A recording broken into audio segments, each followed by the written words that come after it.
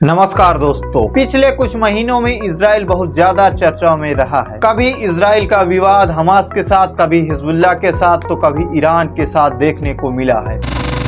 शायद कुछ लोगों को न पता हो, पर मैं बताना चाहूंगा कि एक टाइम ऐसा भी था जब ईरान और इजराइल एक दूसरे के अच्छे दोस्त हुआ करते थे। यह इतने अच्छे दोस्त हुआ करते थे कि ईरान से कच्चा तेल, पेट्रोलियम इजराइल को जाता था और इजराइल से आधुनिक हथियार ईरान को भेजे जाते थे। इतनी अच्छी दोस्ती होने के बाद आखिर ऐसा कौन सा कारण हो गया जिसके लिए यह एक दूसरे के बहुत बड़े दुश्मन बन गए? आज के इस वीडियो में यही चीज हम समझेंगे बहुत ही विस्तार से।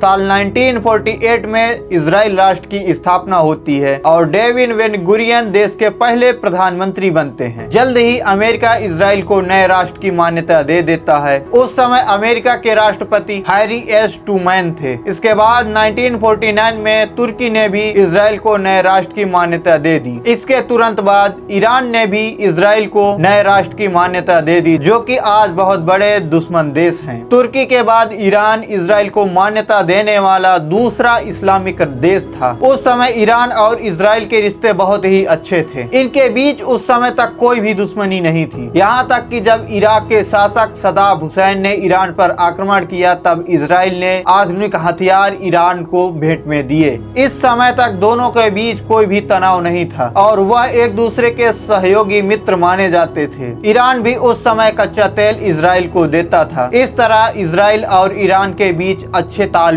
थे। साल 1979 में ईरान में इस्लामिक क्रांति होती है। इसी के बाद ईरान को इस्लामिक गणराज्य घोषित किया गया और आयतुल्लाह खुमैनी ने ईरान की सत्ता संभाली। इससे पहले ईरान में पहलवी राजवंश का राज था, जिसमें रजा खान 1925 से 1941 तक शासन किया। इसके बाद उनके बेटे मोहम्मद रजा ने 1941 से 1979 तक शासन किया। उस समय ईरान को मिडिल ईस्ट में अमेरिका का सहयोगी देश माना जाता था। यही कारण था कि 1948 में जब इजराइल राष्ट्र बना, तब ईरान ने इजराइल को नए राष्ट्र की मान्यता दी। इन दोनों के बीच उस समय अच्छे संबंध थे। इजराइल के पहले प्रधानमंत्री डेविड बेन गुरियन और ईरान के उस समय के शासक अच्छे दोस्त थे। लेकिन इस्लामिक क्रांति के बाद आयतुल्लाह खुमैनी की सरकार ने इजराइल को मान्यता देने से इनकार कर दिया और देश में इजराइल और अमेरिका के बीच नफरत फैला दी। खुमैनी ने इजराइल के साथ सभी संबंधों को तोड़ दिया और इजरायली नागरिकों के पासपोर्ट पर प्रतिबंध लगा दिया। इसके अलावा तेहरान में स्थित इजराइल दूतावास को जब्त कर फिलिस्तीन लिबरेशन ऑर्गेनाइजेशन PLO को सौंप दिया। यहीं से इजराइल और ईरान के बीच दुश्मनी की नींव पड़ी। संबंध तब और बिगड़ गए जब ईरान परमाणु हथियार विकसित करने की कोशिश कर रहा था, क्योंकि इजराइल यह नहीं चाहता था कि मध्य पूर्व में स्थित किसी देश के पास परमाणु हथियार संपन्न हो। साल 2012 में ईरान के प्रमुख वैज्ञानिक मोहसिन फखरीजादेह